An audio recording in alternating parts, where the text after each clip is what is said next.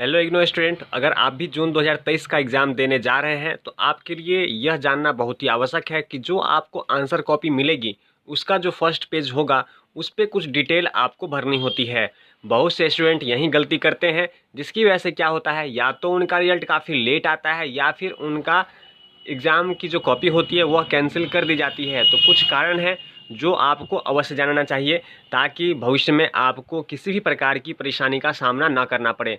तो चलिए बात कर लेते हैं। इग्नो में जब आप एग्ज़ाम देने जाएंगे, एग्ज़ाम हॉल में बैठेंगे, तो आपको जो क्वेश्चन के साथ आंसर कॉपी दी जाती है उसमें आपको किस प्रकार से डिटेल भरना होता है। तो चलिए वीडियो में आगे बढ़ते हैं। उससे पहले अगर आप चैनल पर नए हैं तो चैनल को सब्सक्राइब अवश्य कीजिएगा और साथ में मेरे बेल नोटिफिकेशन को भी ऑन कीजिएगा ताकि जब भी इग्नो से संबंधित लेटेस्ट न्यूज़ अपडेट या जो भी महत्वपूर्ण जानकारी वीडियो के माध्यम से मैं शेयर करूं आप तक पहुंचे, ताकि आप एग्ज़ाम में बिना किसी बाधा के अपने कोर्स को, प्रोग्राम को कंप्लीट कर सकें।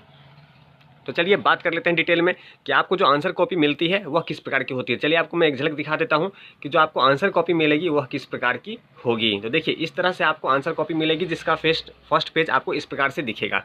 चलिए इसमें बारी बारी से आपको पूरा डिटेल दिखाता हूँ कि किस में क्या भरना होता है। जब आपको आंसर कॉपी मिलेगी तो इसमें सबसे पहले आपको अपना इनरोलमेंट नंबर भरने के लिए कहा जाएगा, जो कि अंकों में भरना होगा। तो पहले में आपको जो भी आपकी इनरोलमेंट नंबर है वह संख्या में अंकों में भरेंगे, ठीक है। और लास्ट में मान लीजिए कोई स्पेस बचाता है, कोई बॉक्स खाली हो जाता है, क्योंकि मान लीजिए हो सकता है कि 8-9 संख्याओं का आपका इनरोलमेंट नंबर हो, यहाँ 10 से 11 बॉक्स हो, तो जो आखिरी बॉक्स बचेंगे उसे आप एक्स मार्क से काट देंगे। एक्स बना करके काट के इस तरह से उसमें निशान बना देंगे, उसे ब्लैंक नहीं छोड़ेंगे। उसके आगे बढ़ें तो अनुक्रमांक संख्या शब्दों में जो आपने अपना इनरोलमेंट नंबर ऊपर डाला है उसी को आप शब्दों में लिखना है। जैसे मान लीजिए ऊपर यहाँ आपने पहले बॉक्स में 2 लिखा, तो नीचे शब्दों में जहाँ जिस बॉक्स में लिखना है वहाँ आप 2 लिखेंगे, TWO2। इस प्रकार से जो भी संख्या ऊपर है वही संख्या को नीचे, जैसे 1 आगे अगर आएगा तो नीचे आप लिखेंगे 1, ONE1। इस प्रकार से आप लिखेंगे और जो लास्ट की बॉक्स खाली बचेगी उसमें एक्स मार्क बना करके उसे काट देंगे। ब्लैंक नहीं छोड़ना है, ये ध्यान रखिएगा, ठीक है। या डैश मार्क दे करके आप उसे इंगेज कर सकते हैं। वहीं आगे देखिए तो आगे जो आपको पूछा जाएगा कि आप अपने परीक्षा कोड को यहाँ लिखें। तो एग्जामिनेशन सेंटर कोड जो होता है वह आपके हॉल टिकट पे लिखा होता है। अगर आपको नहीं पता हो तो अपने हॉल टिकट पे देख लेंगे, वहाँ आपका एग्जामिनेशन सेंटर कोड लिखा होता है, वह सेंटर कोड आपको यहाँ पे लिखना है। लास्ट के जो आपके खाली स्थान बचेंगे, खाली बॉक्स बचेंगे, उसमें एक्स मार्क बना देंगे, ठीक है।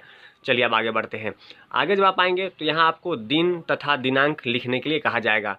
तो जो दिन है वह दिन लिखे, सोम मंगल बुध संडे मंडे जो भी आप लिखें, हिंदी या इंग्लिश दोनों चलेगा। और जो तारीख है उसके बाद तारीख लिख दें। इसके बाद देख लें तो कार्यक्रम कोड, उसके बाद पूछा जाएगा आपका प्रोग्राम कोड क्या है। तो आप अगर BAG कर रहे हैं तो BAG लिखेंगे। मास्टर ऑफ आर्ट्स जो भी आपका प्रोग्राम हो, जो भी हो आप वहाँ वो लिख सकते हैं, ठीक है। उसके बाद आपको पाठ्यक्रम कोड मांगा जाएगा कि कोर्स कोड क्या है, यानी कि कौन से सब्जेक्ट का आप एग्ज़ाम दे रहे हैं।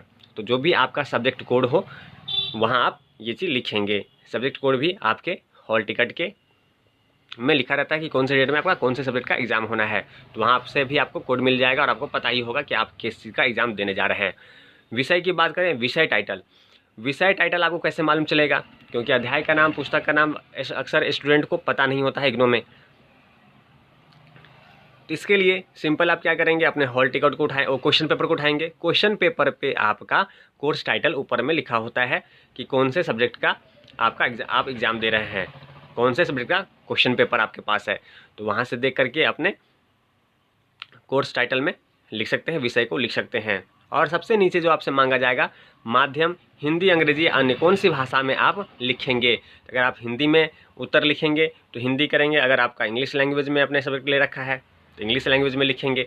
तो यहाँ पे हिंदी इंग्लिश जो भी आपका लैंग्वेज हो वो लिख सकते हैं। इसके आगे नीचे आएंगे तो यहाँ आपको परीक्षार्थी का हस्ताक्षर जो कि आपको करना होगा वो आप कर देंगे, जो निरीक्षक होंगे उनके हस्ताक्षर होंगे वो भी कर देंगे। अगर किसी कारण से ये नहीं कर पाते हैं, मिस्टेक होता है, आप छूट जाते हैं, तो ध्यान रखेंगे अगर आपके पास नहीं पहुँचते, किसी भी कारण से छूट जाता है, तो आप जो आपके एग्ज़ाम सेंटर में जो निरीक्षक बैठे हुए हैं, एग्जामिनर बैठे हुए हैं, उनसे बोल के उस पर आप साइन करवा लेंगे।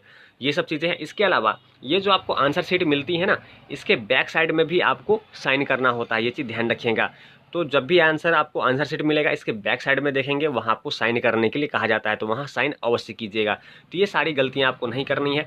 ये सारी गलतियाँ में से कोई भी एक गलती करते हैं तो क्या होता है कि वो उसे वेरीफाई करना पड़ता है। इग्नो में जो है उसे दोबारा वेरीफाई करना पड़ता है कि ये किस स्टूडेंट का है, क्योंकि मिस्टेक तो हुआ है इसलिए उसे वेरीफाई करते हैं। इसमें क्या होता है, रिजल्ट आने में समय लग जाता है और आप परेशान होते हैं कि सबके रिजल्ट अपडेट हो रहे हैं, मेरे नहीं हो रहे हैं। तो ये कुछ गलतियां हैं जो आपको नहीं करना चाहिए।